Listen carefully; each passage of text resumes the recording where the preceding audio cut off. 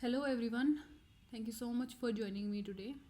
Today I'm going to show you one game that I played online where I used all the weaknesses that my opponent created and how I exploited those mistakes and won the game.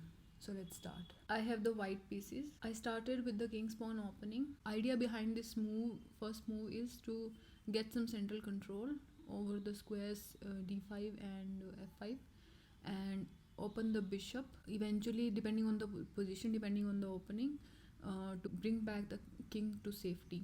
You'll see all my moves are very natural, as I want to castle as soon as possible, get some central control, bring out all my pieces. This is what I'm doing with all my previous moves. Black is also trying to do the same. He has developed his bishop to c5 and pawn to d6 to gain some control over the center himself. He played h6, which is too early to play such a move. The reason is, initially in the opening phase, you try to develop your pieces and try to gain as much space, as much central control as possible. So h6 doesn't have any idea behind it. He might be afraid of knight g5 and attack on f7. In such an early stage, if there is no gambit, then usually white doesn't go for such attack. Now my initial plan to castle as early as possible, develop some pieces, get some central control is now finished. Right now it's my move, and black, he wasted one move, one important, one crucial tempo when he played h6. I wanted to strike in the center and to open a position. Keeping all this in mind, my plan would be to open the position as soon as possible and to try to get to his king and not allow him to castle. So that's why I played d4 to open the position. He took with the pawn, I take back with my knight. Black captured my knight, which is small mistake because first of all it is giving up bishop for a knight. Usually bishops are long range pieces and they have a little bit more value than a knight. And second thing is, he is wasting one more tempo.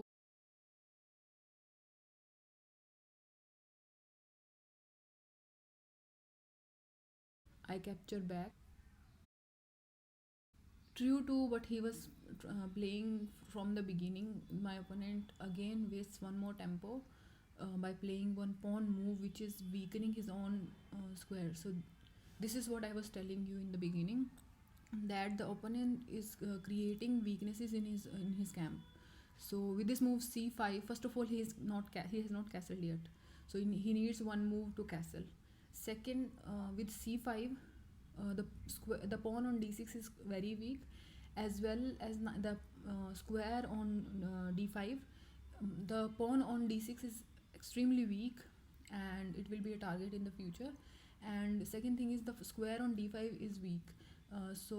Any of my pieces can jump to this square and attack the position of black. Now I played bishop f4 to pressurize the d6 square, d6 pawn. He has wasted so many moves playing his pieces, playing his pawns. Now he has defended the d6 pawn for now, but his king is still in the center. So these things will affect black in long term.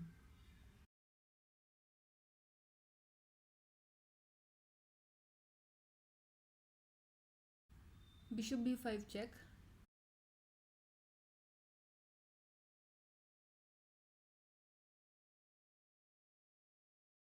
He plays bishop d7. Now my bishop is defended with my knight on c3, so I can take the d6 pawn. And now his knight on e5 is undefended, as well as the pawn on c5. He plays knight c6, protecting the knight. Here I made a mistake. I should have captured the c5 pawn because it stopped the king from castling, my opponent from castling further for few more moves. And there was no big counter play. The opponent is still struggling to castle. So rook d1 was not a good move. He played queen e7, which is right for him. He's just one pawn down, but if he doesn't exchange the queen, his king will be in the center for the remaining of the game, and the game would end very abruptly.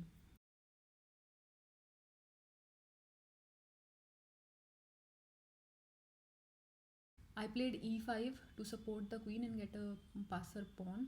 I thought that this pawn is very well supported with the bishop and the rook. And pawn can be an asset and can be a weakness as well. So I have to be really careful from now on. Now I thought I should exchange some pieces, because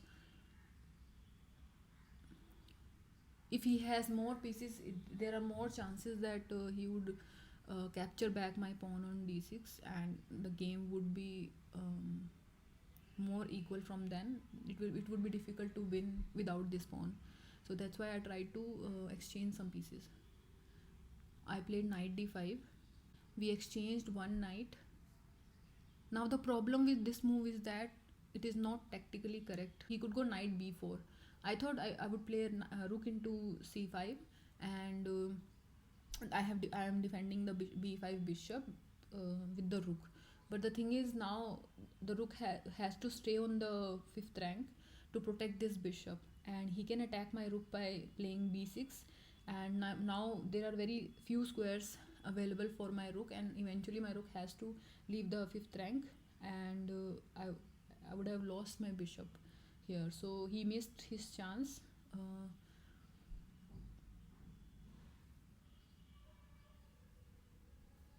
He played b6.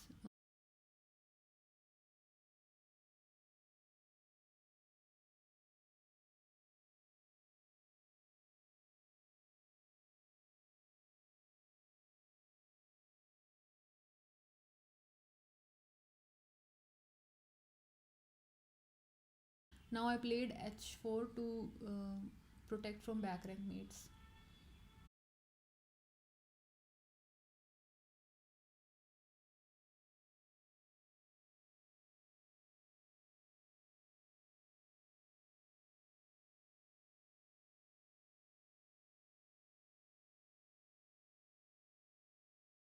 He himself is creating more weaknesses in his position. The theme of this whole game. Both of us are in time trouble, especially me. I had very few seconds left, so I tried playing faster. The position is better for me, but anything could happen because I'm in time trouble. So moves from now on will be not very high quality.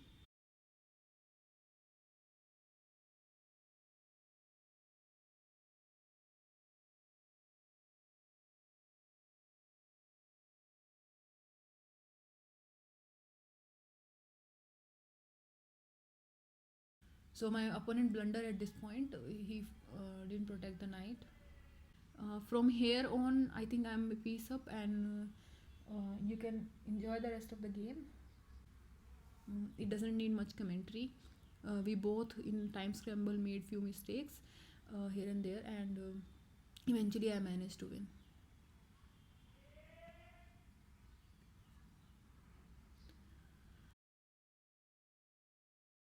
So with this, thank you everyone for watching. I'll see you all tomorrow.